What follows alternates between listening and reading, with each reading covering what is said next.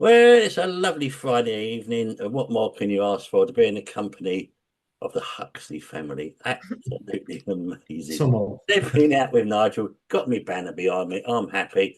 Everything's great. The sun's shining. What more can you ask for? So, Darren, let's just quickly talk to you. This is all about Eva. Everyone knows you guys, but obviously we've got an up and coming star in the big drag race. Definitely have, yeah.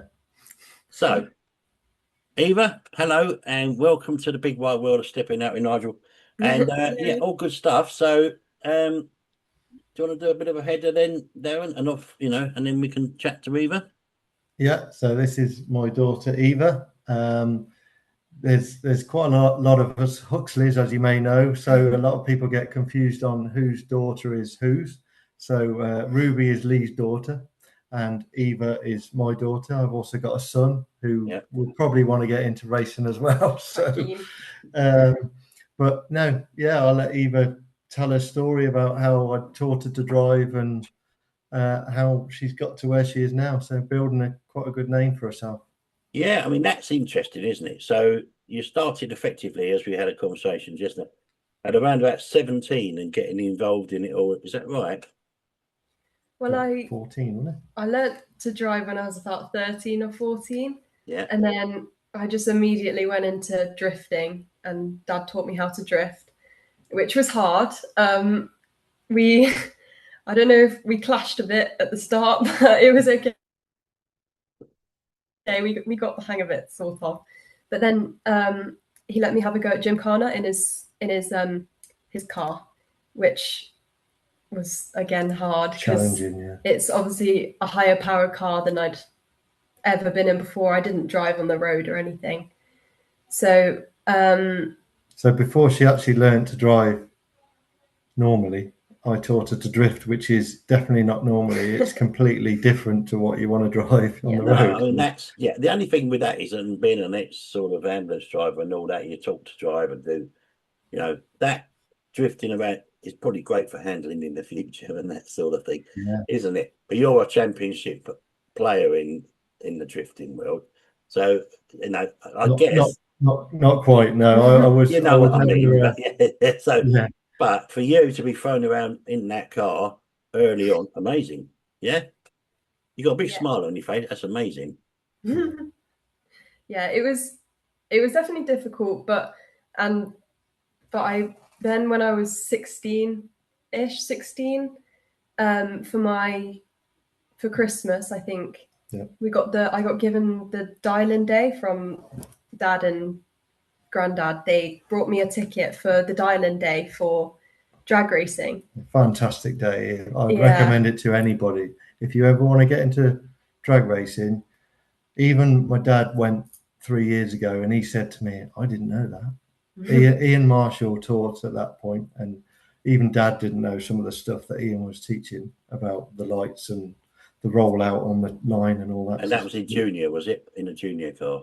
No. So that was lights. So she was 16, so she's allowed to drive a proper car, which was only a Ford Focus. From Granddad. It was one of Granddad's cars that he let me use it, which was very generous. So I guess with the likes of Ian teaching you the lights and the countdown, and did they do the things like the breakdown? So if you're going behind someone's going before you, they've done all that as well, did they?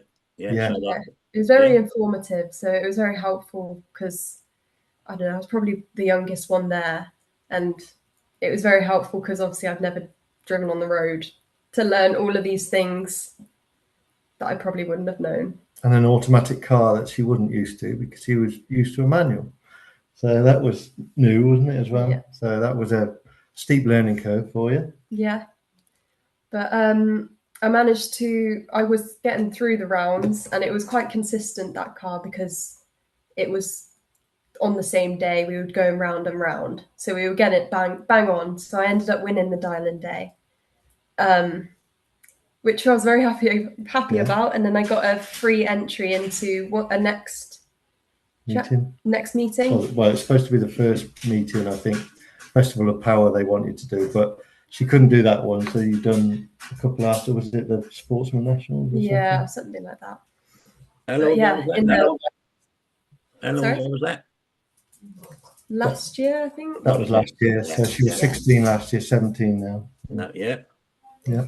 Wow. Yeah, so I did a year in the Focus. Only three or four meetings maybe, because it's expensive. And then I turned 17 in December, and Dad gave me the opportunity to drive his BMW, which is definitely faster than the Focus, because the Focus was 19 seconds. Yeah. And I was going 16 seconds now, so a little bit faster. Progression, I think it's quite good to. Well, that's the general way of doing it. You can't go in there hell for leather on, She hasn't had the opportunity to do the juniors, so she's gone straight into full cars. Okay, in the Focus, you're only doing what, 65 mile an hour at 70. the end, so it's all safe and absolutely, yeah. And then in the BMW, what are you running? 16.4s roundabout. Yeah, 16.4 about 81 mile an hour. Yeah. That's pretty cool. So you didn't really need to be worrying about the juniors, because they do that anyway. But you're in the right, in the right ballpark, Yeah. If you work out how fast the juniors are, on the 8th mile, they're nearly doing. Some of them are doing 60 mile an hour at the 8th mile. So if they carried on, I'm sure they'd be running, 13 seconds, 12 second run. I remember being at Ultimate Streetcar. This is many, many, many, many years ago, when it was a junior dragster. I think there was a modified one, and there's a guy in a Ferrari. And the junior dragster kicked its arse. Brilliant. And he went all the way back there, went up to his campsite and went. Oh, right. Superb. Absolutely loved it. Got a strap on. Great drive, that was. Just watching it was amazing. Yeah. But that shows you what these cars are capable of. Yeah. But you're in a BMW, so after that, then last year, where are you now? So I went into this year, obviously new car. I'd had a little bit of knowledge, and obviously my family to help me with dialing it in and just getting used to it, really. And so getting used to the car again, trying to dial it in. So we were a bit all over the place for the first couple of meetings with the wind, trying to work it all out. But then this last meeting, we just managed to. I think it all comes together, really. I think it takes a long time. Dialing classes, people don't realise how hard it is to win a race with a dialing class, especially when you've got 29 to 32 in the class. Sportsman ET. What was that? Pro ET or sportsman? Sportsman ET, yeah. Sportsman, yeah. Mm-hmm. So these sportsman guys, it doesn't take them long to figure out their cars. Like we've learned with Eva's car. The first meeting, we were all over the place. Yeah. We couldn't get anywhere near the dialing that we were thinking it was going to do. I was getting knocked out first round, mostly all last year, start of this year.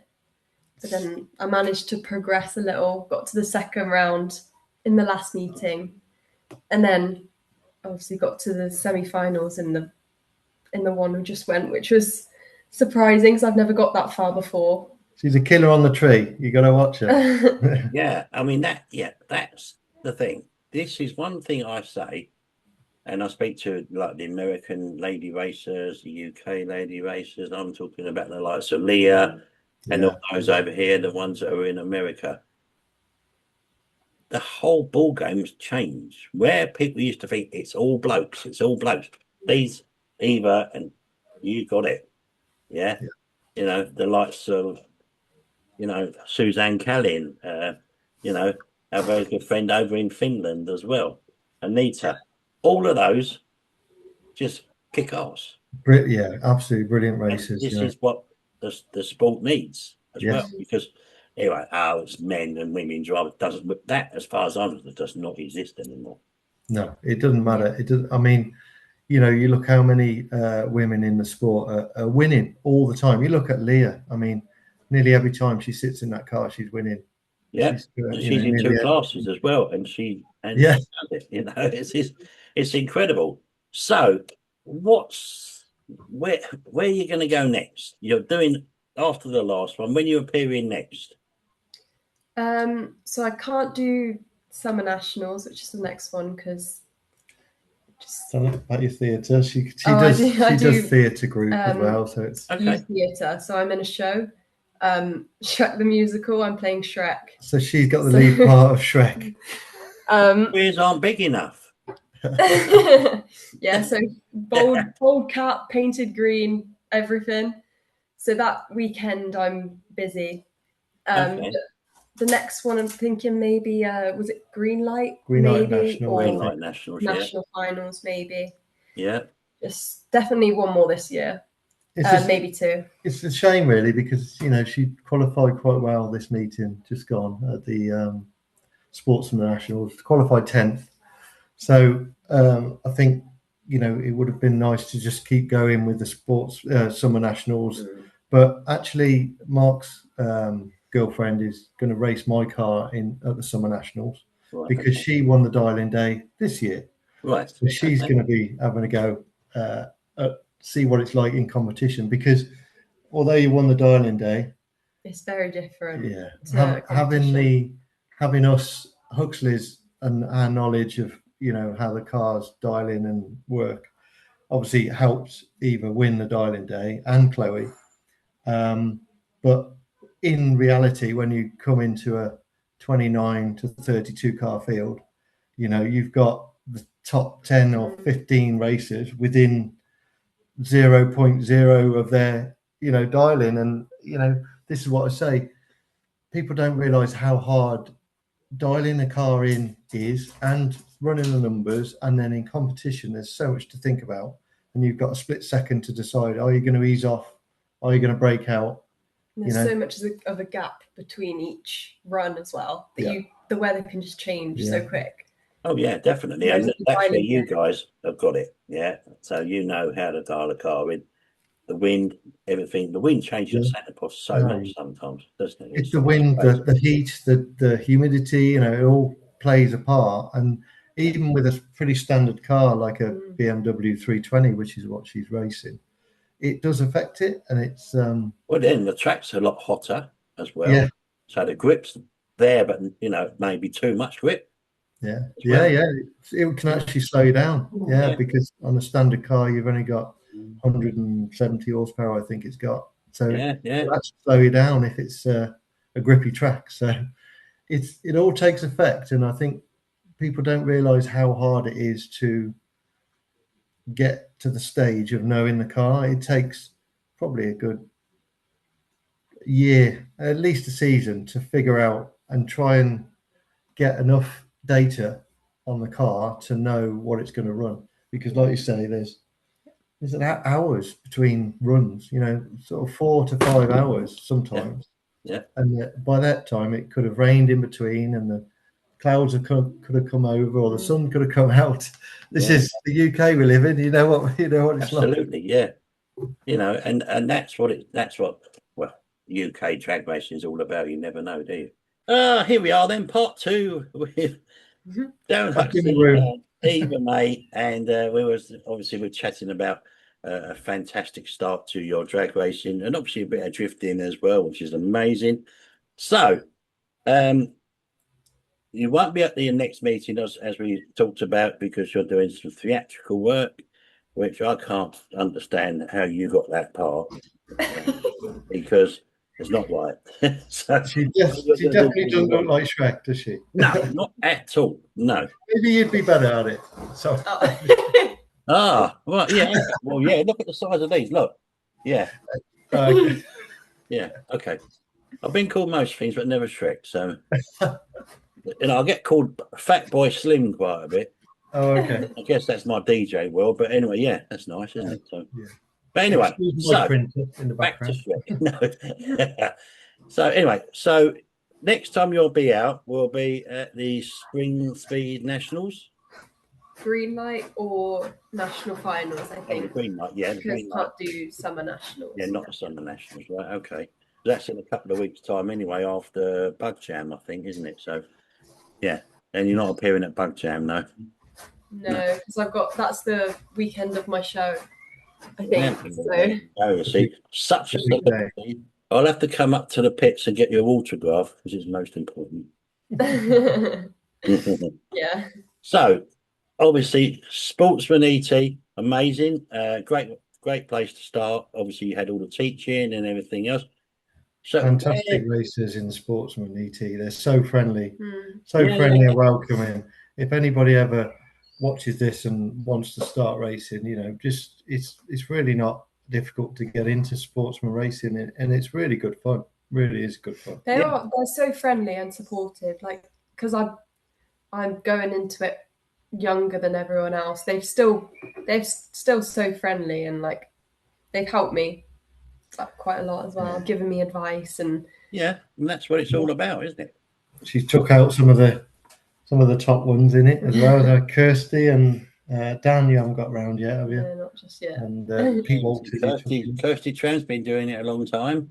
Yeah. She knows what she's doing. Yeah. But that's win-win, that one. Great stuff, And so, I going back over the years, there was, I think, other drag racers, Ian Jackson used to do it, and all of them used to do it. Oh, these anyway. They was all good. I think same as my dad. Dad started it in a basic Mustang. Yeah. Running 14s, I think. And then Jeff Cowley is another one. Yeah. A lot of people come up through the ranks from that class. Yeah, absolutely. Whereas now they seem to be coming from the juniors and then straight into sort of, Pro ET usually. Pro ET or Super Pro. Yeah. Look at the ones we got there. Scott Hauser and all that. Obviously Joe Kellett, and then you had the likes of all of them really. Scott and Pete Walters, all of them. And it's great. So where would you like to position yourself in the future then? I haven't particularly thought about the future, like what exactly I want to do just yet, because obviously I've got quite a lot of things. Yeah, she's got a busy schedule, bless her. Yeah. Are you still at college or? Yeah, I'm still in college. Thinking about maybe gap year next year. And then university. So I'm not too sure where I'm going with that. And then obviously it's expensive. Okay, so at uni, then what do you want to do at uni? That's a good question. I'm thinking about maybe teaching. Teaching some sort. Yeah. But I do want to continue with drag racing. Yeah. I really enjoy it, and the community, and obviously being with my family. Yeah. It's such a great environment to be around, and obviously be around all these legends like my granddad and my uncles and this guy.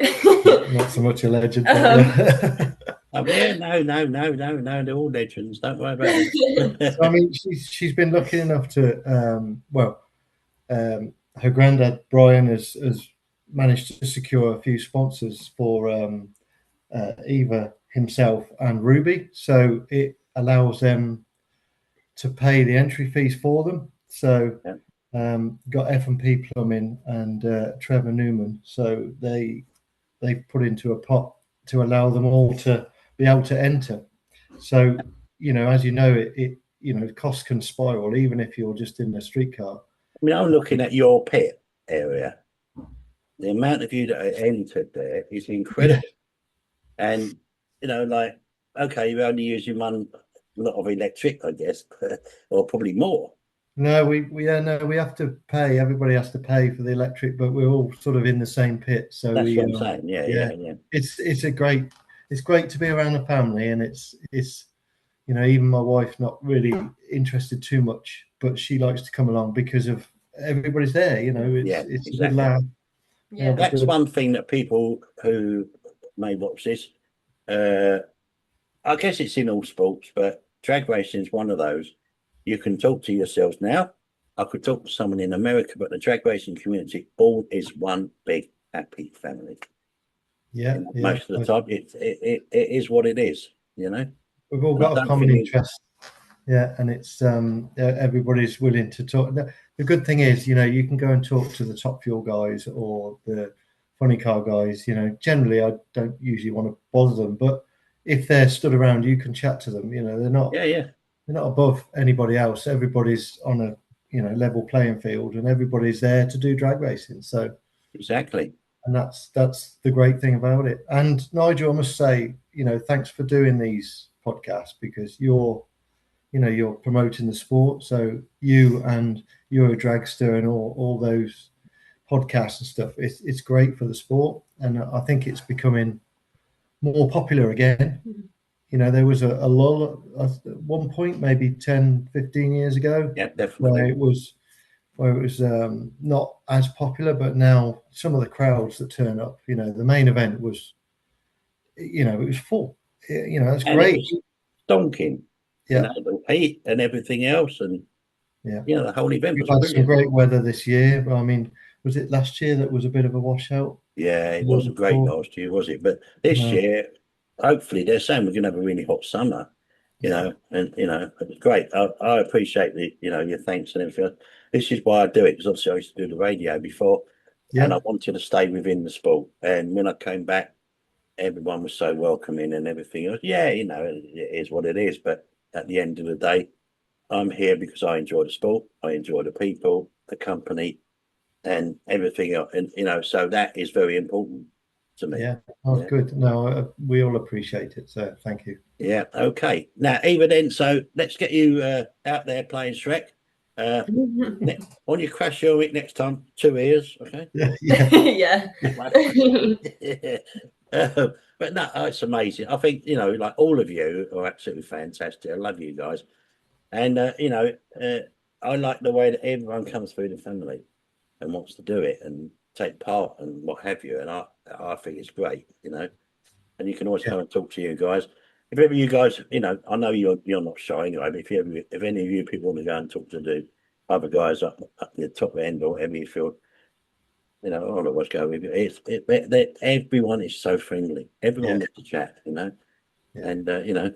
And I've got, you know, I'd like to take the opportunity to thank all the marshals and, you know, start line crew, finish line crew, and top end crew. You know, all the runners. You know, they all do a fantastic job, and to do it in the heat that they've been doing it in, it's almost unfathomable. You know how they do it. It's fair play to them. So, and the commentators, of course, don't forget them. Yeah, of course. Yeah. Commentators, you know, the radio staff, obviously, you know, you used to do that. Commentators do a great job of, it's so informed with everything. And so we all us racers, we all appreciate it. And I don't think we realize how hard that they work. They must be absolutely shattered after the weekend, because if you have a long day, you have a long day and they start racing at 9:30 and they're still racing at 8:30, obviously normally 9 o'clock cut-off, that's a damn long day. It's a long day in the heat as well. I mean, and you know, when it rains, they all bunch together, and you know, the amount of work that they do is second to none. So it's incredible. So we're all very, very grateful. So looking forward to you coming out on the track. Okay, get out there and do it. Obviously, you guys. You know, do you want to mention any sponsors or anything, Darren? So just the Eva sponsors, really. Got F&P Plumbing and Trevor Newman. So thanks for them. I don't think you'd be able to do as many. No, I wouldn't be able to have done it without them. And Ruby either. So, you know, just to get the entry fees paid, you've got a job, but you know, to create enough money to go racing, to do all the rounds that she can do is great. So massive thanks. I mean, I've got my own sponsors, but it's not about me, it's about Eva. So absolutely. Well, I can say to you, have a great weekend. We'll see you very soon. When are you back out? Me? Yeah. So I've had a bit of a disaster. So I've changed to an automatic gearbox. Obviously, my car is built as a drift car ultimately, but with drag racing in mind. So I've changed to an 8 HP gearbox, which is a BMW gearbox. Trouble is when I tightened up the flywheel bolts, they bottomed out basically. So I snapped them all off in the crank. So I had to take the engine out, strip it down. Couldn't get all the bolts out. So I've had to put a new crank in it, I put it all back together, and I've got a knocking sound. So it's been sat in the corner of the garage sulking for the last 3 weeks. And I might attack it again tomorrow to try and get it back out there, and possibly for Euro finals you might see me. But all right. other than that, I'm having a fun out. Nice to see you all though, so that's great. I will be talking to Lee in a little bit about his new mission. Yeah. Do you know about this? New mission? Yeah. I don't know if I do. Okay, I'll talk to you off air. Okay. Yeah. So obviously get Ruby involved as well, because she started racing in the Focus that Eva started in last year. Okay, so if just get in touch with me, either of you, yeah, and then let me know when Eva wants to have a chat, and we can do that as well. Yeah. Okay. Yeah. Superb. Thank you very much indeed. Stepping out with Nigel on a Friday night, part 2 with Darren and Eva Huxley. You are absolutely amazing. Thank you so much. All right, stay there, and I'll be back in a moment. Bless you both. Thank you. Bye.